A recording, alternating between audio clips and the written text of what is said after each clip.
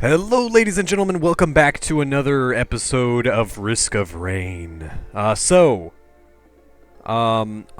wanted to just do a run where I'm just playing the game normally. The reason I wanted to do this, I still don't have this monster log that came out that update, however long ago. So, I'm still sitting at 99% again after I was previously at 100%, and they had to add that log, and now I'm confuzzled. So, this is gonna just kind of be a quick run with the miner. There's been a lot of requests for just gameplay of the miner, and I think I can hopefully give you some of that. One thing, I do kind of want to go fast because like not just for the time's sake, but I do want to try and get into more of like speed running this game. I think that's the next step, the next logical step to take this. So, like, I'm not really too focused on it right now, but I'm definitely trying to keep, time-saving tips in mind a little bit more than maybe would be from just normal gameplay perspective. So first off, hitting that first teleporter in under a minute is very nice. I like that. Oh, hey, Colossus. Colossus boss is also pretty good. Colossus is generally a good boss for any class, because he's just so easy. He's a big target. The miner is a very fun class for me. It definitely takes some practice and getting used to, but cycling through your skills and making use of the cooldowns and stuns that you have, or not the cooldowns, the invincibility frames and stuns at your disposal. It's pretty easy to survive. You'll also notice that I'm jumping around a lot. That's pretty important. When you're jumping, you tend to go right over a lot of the enemy's attacks just sheerly by doing that. So if you haven't been jumping, do it. Learn to jump. That's the next big step in your Risk of Rain playing, I think. Also, of course, hitting the teleporter quickly is a big help. Because that'll reduce the difficulty that enemies are. Less enemies are going to spawn. All that good stuff. Oh man, come on. Ooh, 56 leaf clover, that's a good item. Good to get on monsoon difficulty. Certainly.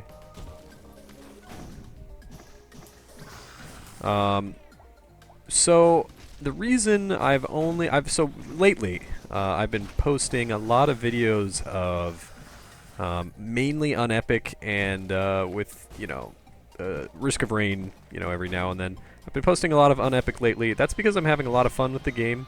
There's some other games that I would like to play and put up on the channel that I'm waiting for one reason or another I'm waiting on something. Ooh, Hyper Threader. This item is great. And Crowbar is actually a very good item as well. Games like Dark Souls. The reason I'm not playing Dark Souls yet, I have never played Dark Souls, and I want to. I have it. It's installed on my computer. I want to get I need a better controller. My current controller is a little bit broken, so I'm probably going to just go pick up like an Xbox 360 controller for PC and set that up, and then I'll probably get some Dark Souls action. Blind Dark Souls. How fun is that, right? I figure it'll be fun. It's, touted as a very enjoyable game, very difficult, which, I am a fan of. And you really haven't seen me play any other games of that genre yet, so, it could be interesting. At least that's how I see it. Meat Nuggets, Head Snoppers is good on the miner. Because his jump allows him to sometimes get those kills. I should just hit the teleporter. Really, there's not much more for me here. Dark Souls is one. Starbound, you may have noticed that there's kind of been a lull in my Starbound gameplay. The reason for that is not that I have gotten bored of the game or anything. The reason is that I have been waiting for the new patch. The previous like arc of my Starbound Let's Play stopped when at the last character wipe, and then I hadn't played since because I'd been kind of demotivated to start a whole new Let's Play. But the upcoming patch is supposed to be the final character wipe patch, as well as introducing the hardcore mode. And this is like the Terraria hardcore, where if you die, your character is deleted. That's how hardcore it is. So I'm very interested in playing a mode like that. So I'm thinking that my next Starbound video, or at least series, I might have specific videos. If I end up building a lot or anything, I might showcase some of that, on a non-hardcore character. But my next full-length video series, I think, is going to be with the Starbound patch and oh shoot, wow, that was stupid. With the Starbound patch, and it will be, oh hey, there's the teleporter, excellent. It will be with that hardcore mode where I only have 1 life. Death is permanent. And that, I'll definitely still be playing lots of Starbound not in that mode, but I do want to try that out. And, I might go through a couple deaths as I go on in my Starbound plays, but that's fine. I enjoy the game. I have my lulls in, oh god, I need to focus here. I don't want to die. If I'm starting to die here, I need to just ditch. Just run away. I do have the ability to heal with leech. Oh, God. Okay, I'm going to run away. I do have the ability to heal with Bustling Fungus if I stand still, so we're going to make use of that. That's important. Bustling Fungus is a great item. But yeah, so Starbound, expect to see it. The patch, actually, is supposed to come out within a week, like sometime, or at least that's when they're saying to expect it. I don't think that's a concrete date, but it's certainly on its way here, the patch. Hyper Threader is doing awesome. I love the Hyper Threader. So yeah, definitely get excited for that. Much hype, such Starbound. Toxic Centipede is a good item. So more Starbound. I'm gonna have some Dark Souls hopefully here soon. There's a couple roguelike games that I haven't even touched at all yet, and I don't know why I haven't really picked them up. Or I picked them up. I actually have them in my Steam inventory. I just haven't bothered to try them out at all. I've been playing Faster Than Light. I enjoy Faster Than Light. I don't think I will be playing, doing a Let's Play of it. I enjoy it. It's very, very, very tough. It is roguelike. Well, I don't know, it's touted as being roguelike. It definitely has roguelike elements, and it has a severe amount of difficulty, and there's permadeath, so yeah, I guess it's a roguelike. It isn't like an action, it's more of a strategy thing, which is good. That's like basically how roguelikes were. These action platformers changed that kind of definition a little bit from like the old hack slash, net hack, that sort of thing. Dwarf Fortress, those were all turn-based strategy, and that's kind of what Faster Than Light is, and I enjoy it. I definitely advise picking it up and playing it if you're check out the reviews and watch some videos on it. It's very interesting, but I don't think I will be featuring it. Oh my god. I was just about to say Somerang's awesome, man. I'm glad that we picked that up, because it's a good use item. But then we picked up the Glowing Meteorite, and everything else pales in comparison. Okay. So I'm gonna buy that. Goat Hoof, excellent. I love the Goat Hoof. Love it. Mobility for melee classes is very important too. We picked up some pretty good items too, so I'm happy about that.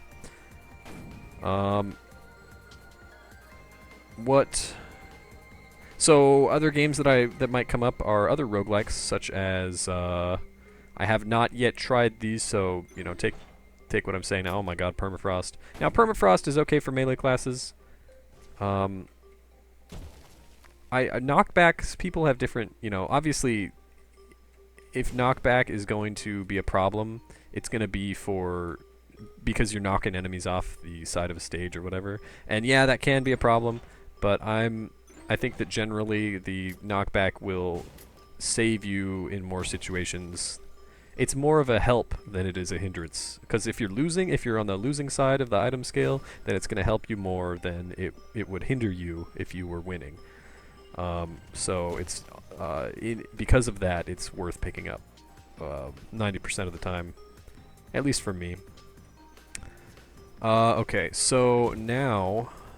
Okay, so roguelikes, like, things... I have not unboxed these. I have not installed them, but I've picked up a couple games like... I don't even remember the names now. I got distracted by Permafrost. Dang it, Permafrost. There was No More Beach. I hope. I think. Correct? Yeah, No More Beach. Okay. Legend... No. Wait. Dungeon something? Hold on 1 second. It's gotta be... Alright,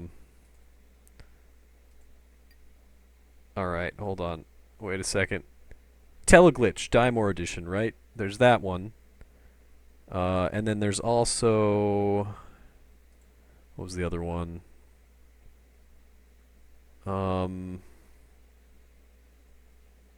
Something else. I don't remember. Dungeon of the Endless was another game that I wanted to try out, and I'm not sure if I would upload videos of those, but you know, if you have any opinion on either of those games. Also, the other game that somehow made its way into my inventory, my Steam inventory, and I have no clue. Some people bought me games, and unfortunately, I thought that Steam like recorded who sent you gifts, but it doesn't. And I didn't write it down, and I feel really bad. But if you bought me a game, then thank you so much. And if you message me on Steam telling me that you gave me a gift, then I will be sure to give you a shout out when and if I play said game. Wow, this Ifrit is being very nice with his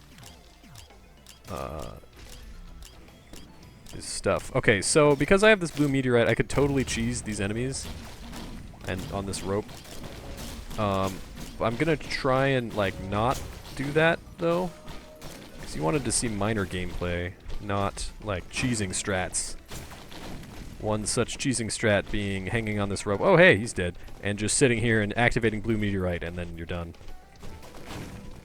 But if I do start to go low on health, we might have to resort to something like that. Although I do have the ability to kind of cheese it anyway with the miner. That's one of the great things about the miner, is that you have all these cheesing options. I'm just going to stand up here for a second and heal. I might as well use this. I mean, why the hell not? Like, I won't just sit up there and cheese them, but I can at least make use of my use item, because, yeah. And the blue meteorite is a tricky beast. If you're not used to it, it definitely takes practice to master, because you can very, very easily kill yourself with it. It's one of the easiest ways to kill yourself, even in, like, God mode runs, where you have every single item 400 times over. But we are going to survive this, and, very handily, actually. Even though we aren't handy. Go figure. Valda's story. Did I say something about that? Valda's story, an abyssal tale, or I don't know what the subtitle is. It looks amazing, and I've seen a bunch of people play it, and I'm interested in playing it. If you've played that and you think that I should play it, I'd probably record myself playing it and then decide if I want to upload it after. I don't know. But if you're at all interested in seeing some gameplay of that, be sure to let me know as well. Okay, well that's not really what I wanted, but whatever. See, I saw the predatory instincts, and I said, oh, well I already have that, so let's wait. And then I saw the other green item, and then it just broke my brain. And so I picked it up. Oops. We are on 13 minutes finished with the third stage teleporter event. So actually this run is going very well from a speed perspective. Oh my god, infusion. I'm just gonna grab that. One does not simply let infusion roll by in an roulette machine. In an roulette machine. Is that grammar? In a roulette machine, I guess. I don't know. Not quite sure how that works, to be honest. Now, infusion is going to be 100% game breaking because we are just going to Providence to try and get that monster log, but it certainly helps. Having any amount of max health increase is very useful. I was gonna say, there's like no items up here. Alright, looks like we're getting another predatory instincts anyway. Let's pick up this drone. You know, I don't usually pick up drones, but oh jeez. But when I do, I don't want that. Unless there's a chest right here that I can't afford. Nope, there isn't. Okay, let's just get out of here. We're at 15 minutes, which is like super on time for a stage, the third stage. I try and get 5 minutes a stage, and in this case, usually you don't get 5 minutes a stage, especially by the third stage, so this is actually really good time. I'm definitely on par, so to speak. But Valda's story, yeah. Let me know about that. Let me know about Teleglitch. Let me know about the other one that I mentioned. God damn it. Forgot again. Ah. Okay, so, well, Dark Souls, obviously, but, like, there was the other, like, roguelike. God, I'm gonna have to look at it. Dungeon of the Endless, yeah. Dungeon of the Endless, Teleglitch, Diamore Edition, and Valda's story. If you have any opinion on whether you would like to see any of those, if you'd like to see any of those, let me know. You know, your opinion is paramount, you know. I'm making these videos so that people can watch them. If you are interested in watching a specific video, or if there's something that I can do to make your viewing experience perhaps a little bit better, then I am interested in understanding that opinion. These birds are starting to get a little thick, kind of numerous. I think I'm gonna try and murder them. The miner's pretty good at murdering birds. The cool thing about the miner, his basic attack has this huge range and hits everything inside that range, so it's really good in this like area around his body. It's a surprisingly large range. Like if you saw the hitbox, you would be surprised at how large it is. Oh god, we have cremator. Okay, so here's what we do for cremators. I know lots of you have been wondering, oh, miner, he's so hard with the cremator, and you're right. So what you do is you don't attack the cremator. You leave him for last. You have to get good at playing this stage, of course, through practice.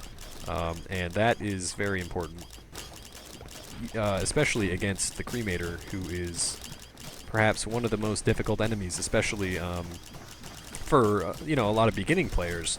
Once you know how he works, it's you can kind of manipulate him a little bit, especially getting up on this platform directly above him, and then just walking back and forth. And if you can do that while still murdering enemies, and just not getting hit by these piles of stuff, just make sure to move every couple seconds, right? You hear the noise, you see the screen shake, and then you move to the other side. Hear the noise, screen shake, and then you move to the other side.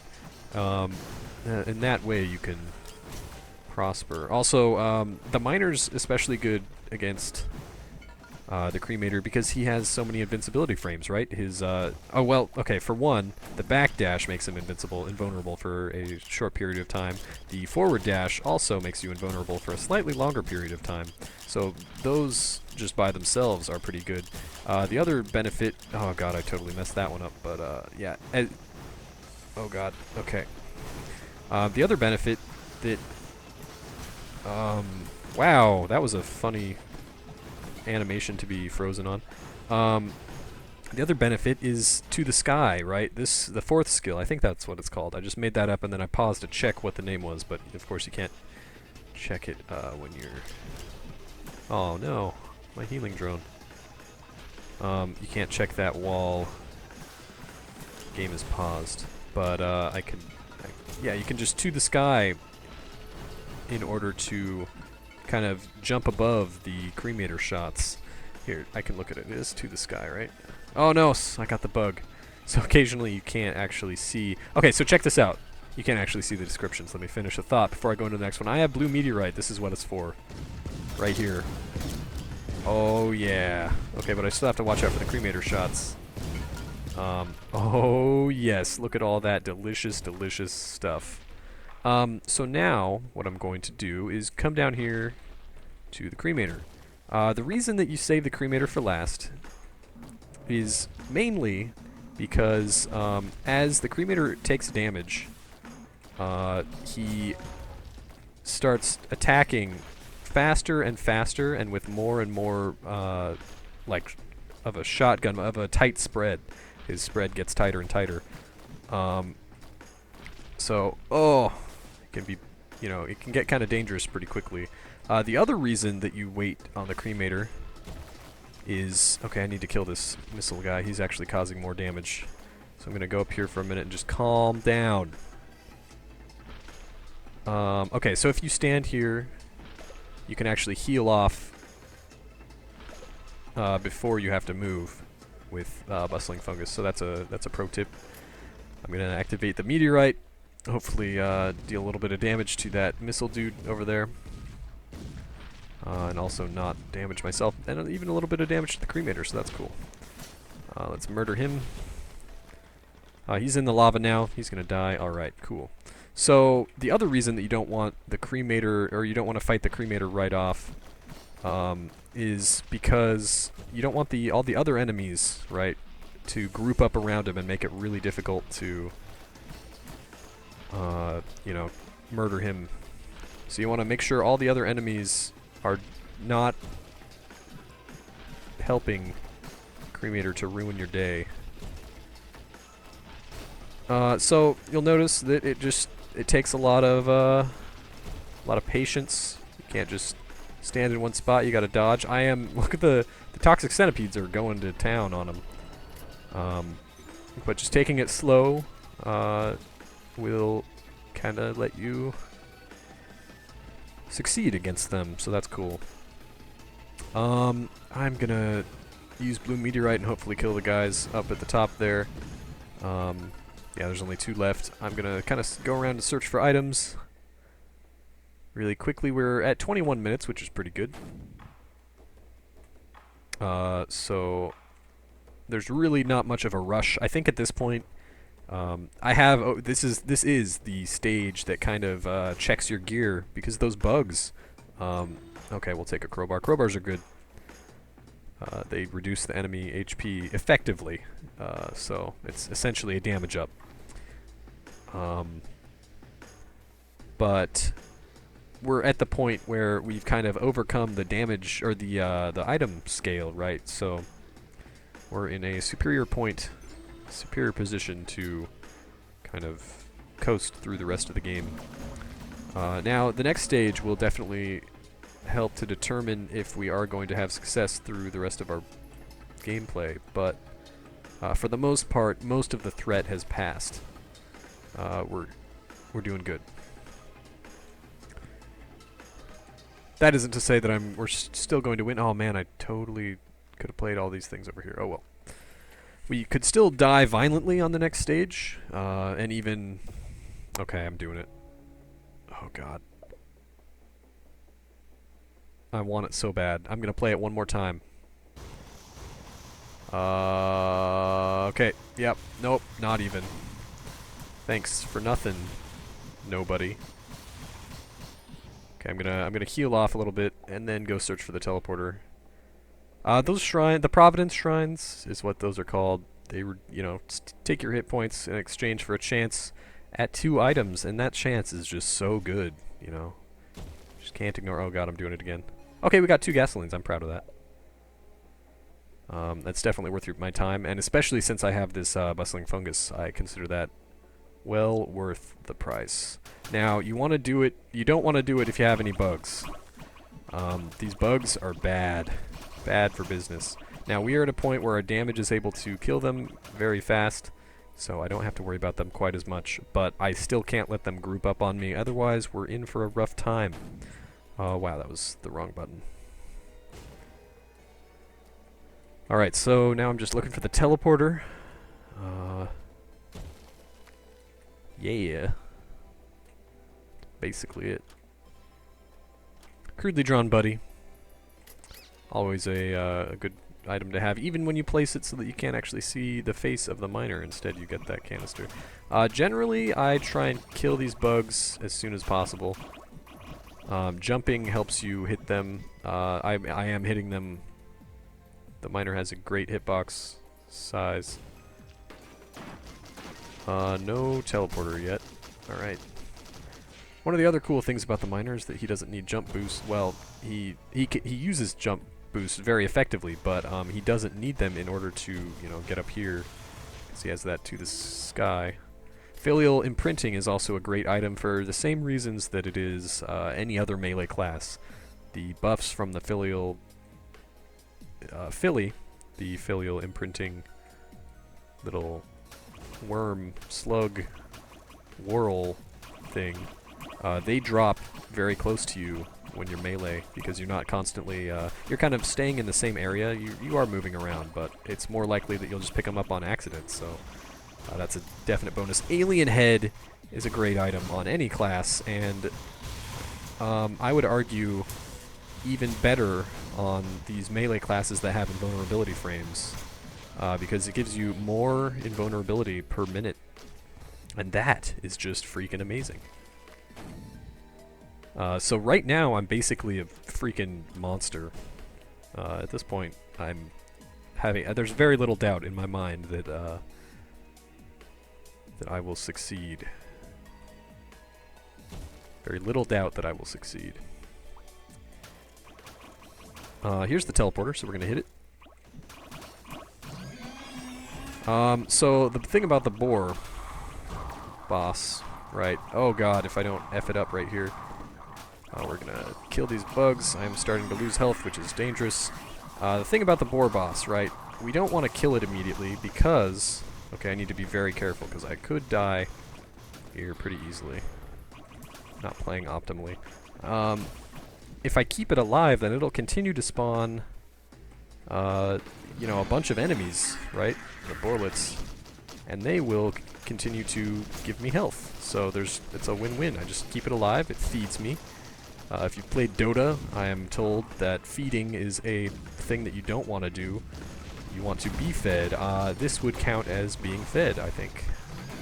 Now, if that's an inappropriate reference to Dota, then I apologize. I have never played Dota. I am also dying, so I need to be careful.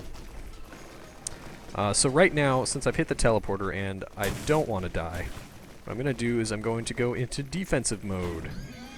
Now that's defensive with a slice of offense, because the best offense is a good defense. Wait, that's wrong. It's backwards. But you get the point. If we kill enemies, then they'll drop health, max health, all sorts of good stuff. These bugs need to go. Thank you. So now I'm gonna just run away for a while. We'll get another filial imprinting buddy. Oh boy, wow, got a speed boost, hello. Alright. I do want to live, we're living just fine, I think. I'm gonna hit that. Hopefully get some monster teeth going. Indeed, that does heal me quite a bit, actually. Need to start killing these bugs, they're preventing me from living. Bam! Oh. Not quite the intended effect there, but, you know, it's working out. We're on remaining enemies now, so effectively, this round is over. As long as I don't do anything really stupid. Which is still possible. Especially with missile enemies. I'm going to continue to let the Mother of Many live through, while, you know, until we are ready to hit the teleporter, for the benefit of our maximum health. And now that I have a second to breathe, I can heal with Bustling Fungus, which is good. The filial companions are actually very good at, ooh, Charge Field Generator, excellent. That's an excellent item for any melee class, even very good for other classes.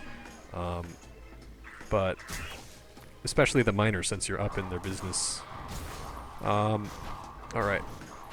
In an effort to keep the Toxic Beast alive as long as possible, we're just going to run the F away. But the filial companions, oh no. Toxic Centipede is murdering it slowly. Alright, we're fine. So, forgot what I was saying. Keep it alive, blah blah. Yeah, I don't know. I forget. Probably something really obvious that I wasn't. I don't know, man. So we're gonna keep it alive while we're running around to get items so that we can get those, you know, extra 5 HP every couple seconds. 5 max HP. The filial companions are good for healing. I think I was saying that earlier, because they, you know, their healing buff that they drop is very, very strong. It's a percentage of your max health, and it's actually a pretty good percentage as well. So that's just another reason that they're a good item. They are worthy friends, worthy companions for your adventure, and also the speed boost is very nice. And the other buff that they have, if you're not aware, is the blue buff, which is an attack speed upgrade. Which, you know, that's the damage. It's a good trifecta. You got damage, you got mobility, and you have healing. So basically, see, here's the green healing buff, right? 44 health. That's pretty substantial if you're in need of health. Then it's gonna help you a lot. Alright, time to murder the rest of these guys. So yeah. Imp Overlord Tentacle, not, you know, particularly, not terrible. Not great, though. We're gonna go to the final level here. Alright.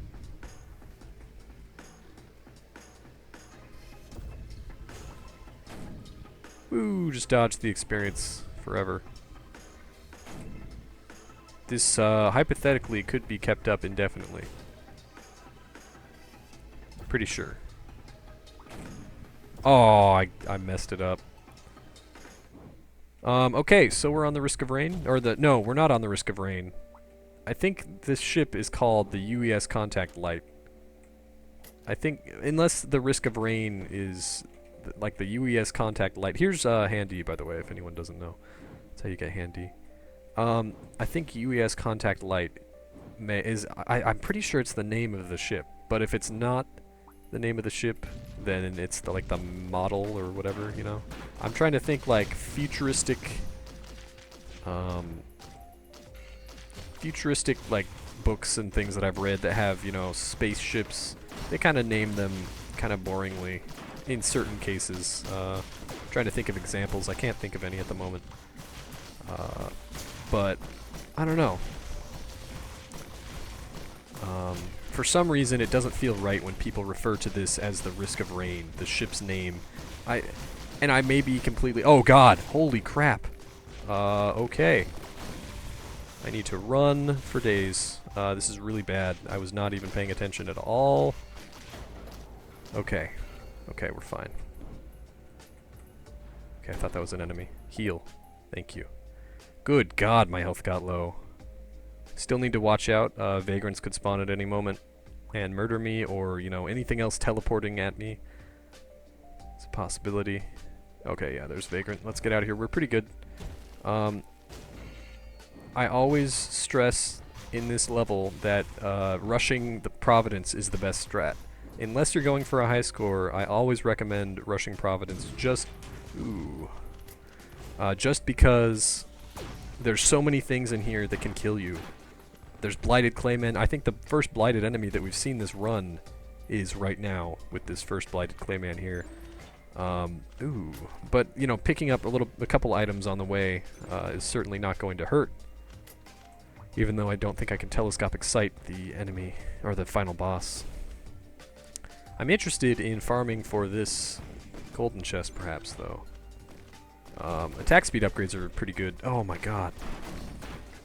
Okay, what I'm gonna do now is live.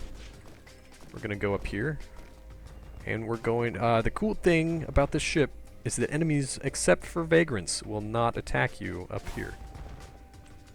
For the most part. So if you can murder all these guys, which is pretty easy, you just kind of kite them along.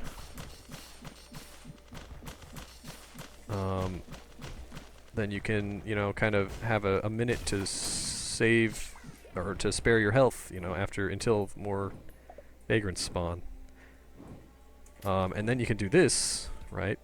Activate my use item and just destroy everything down here. So that's good. Oh yeah. Such destruction. Oh yeah, keep it going. Blue meteorite is so good. Oh yeah, we got these, hey, another one. Got these items from the blighted enemies. There are a lot of blighted enemies. Oh my god, okay, we need to stay alive. So I'm gonna heal right here. I think enemies might be able to spawn in here, at least they can walk in here a lot easier. But I'm going down here to the medical bay because I did pick up a key card. So just to be super safe strats on this final boss, we're going to pick up my first prioritization again in this in the final stage here with key cards is the med bay here. It's just a really useful upgrade. That panic button, if you accidentally get hit by the blighted skull attack of blighted Providence. So it's a very good backup, and I highly recommend it if you're fighting Providence. We're gonna get all these enemies to stand right here, and I'm gonna do this, kind of soften them up. Oh yeah. Hey, we got an item from it. Sweet. Alright, now the vagrants are starting to spawn again. We're gonna open this Tier 3 chest. Awesome. Rapid mitosis. Now, blue meteorite isn't gonna be totally effective. Not gonna be super effective against the final boss, considering how few enemies there are, except against the worm portion. So that's good. We're gonna hit the teleporter here and prepare our bodies for battle. My attack speed is pretty good. I do need to not tank this damage though. I need to play a little bit cautious here. Okay, we're fine. Just take it easy, no rush. Pick up these health drops from my friends here. That was bad. Oh god, that was worse. I am gonna go use the health thing right now. It actually has 2 pulses, as you may have seen there, or you may have missed. Okay, he's entered his first shield phase. He shields at every like 1/3 of his health or so. Maybe it's 4th. But he takes 1 damage from basically every attack. Although if you instated a bleed effect or some other damage over time ability on him before the shielded phase, then that continues to damage him through the shield. So those items are pretty useful for that purpose. That ground slam is pretty bad. That's the cause of much strife, because you can't actually move left or right if you get hit by that, so not good. Filial companions are being super useful during this fight. And we're gonna do just fine, you know, just the safety strats, not trying to come in here too much and aggravate him. Just dodge the attacks. He's a pretty telegraphed boss, so he's not that tough. There are a couple tricky things you have to watch out for, like if you get stunned and then he uses this attack, it can be bad if you're not paying attention. But mostly, it's just about, you know, having enough survivability that you don't have to really worry about it.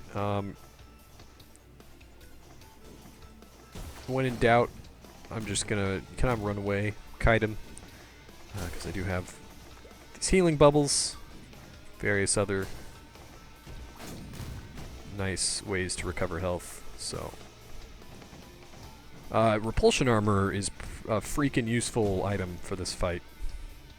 I'm just gonna say that. Like, it doesn't matter what class you are. Well, even especially for melee classes, though, repulsion armor is really good, and I don't have that, so I don't know why I'm bringing it up, but it allows you to stand there and tank a lot of the damage that you wouldn't normally be able to. So, this is the worm phase. So we're going to go ahead and activate Blue Meteorite and then get the F out of the way. One worm is dead, and the other worm is dead. GG. Blue Meteorite.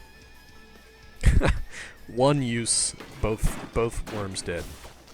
It's pretty good. The reason that it kills them so easily is because the worm's body segments are counted as, like, 20 extra enemies, just like a magma worm. This is the reason that Blue Meteorite is good against magma worms, for the same reason, right? So each of those enemies spawns. That's how Blue Meteorite works. It spawns meteor, or like the strikes, based on however many. Oh, hey, I got a keycard. Thank you, Elite Temple Guard. Both of the Temple Guards are dead. Yeah, it spawns a one of those, or it spawns the like meteorite splashes based off of enemies that exist. And with worms, that's like 20 times the meteor spawns. Ergo, heck tons of damage. Okay, so now Providence has entered, or has shielded for the first time, which summons his first of a possible 2. Oh god. Okay, I need to be careful. The first of a possible 2 Blighted Providence spawns. Now, Blighted Providence spawns actually... Oh god. The thing about Blighted Providence is he doesn't actually deal more damage. I think he does, like, exactly the same amount of damage as regular Providence, except for his... Oh, there's a health thing down there. I want it. Want it? Give it to me. Yes. Except for the, like, attack where he does the skulls. His version is much more powerful. In fact, it takes you down to exactly 1 health. It's this attack, and it is the worst attack in conjunction with Providence's actual ground slam that stuns you, because you can very easily... I'm gonna activate the health thing there. Very easily get stunned and then get hit by the skulls, which you can imagine, you know, you're stun locked, you get hit by the blight, so now you have 1 health. It's all bad. That's why it's very important to dodge regular Providence's stun attack. Also, this one's pretty easy to dodge, you know, unless you know, it is, you can, of course, fall into it pretty easily on accident. Oh boy, okay, I need to be careful. Keep an eye on my health here. Just gonna run around for a while. Just give myself a chance to recover. Dodge the stuns. Okay, we killed the first blighted enemy, Providence. Providence can summon up to 2 of those. I think he does it whenever he hits a shield phase. After, as long as there are no other blighted Providences. I think there can only be 1 at a time. Thank you for that healing, companions. Alright, yeah, so there... You just shielded, summoned a minion. Those guys don't shield, so you can kill them as fast as you like. And I think they only have 1/4 the health of Providence himself, so this is all theory crafting. Oh, Jesus.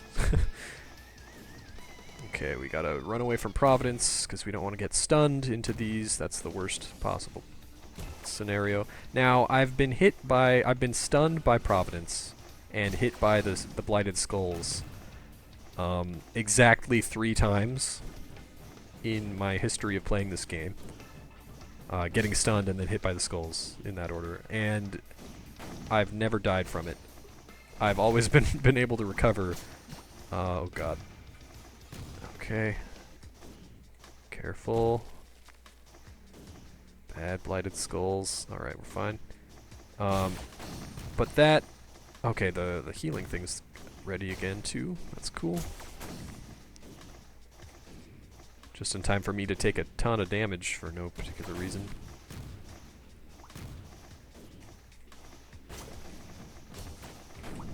Alright, we're good.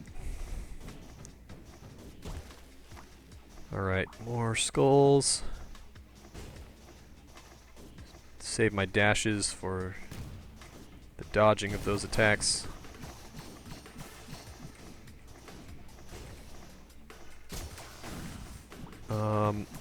Alright, and Providence is dead.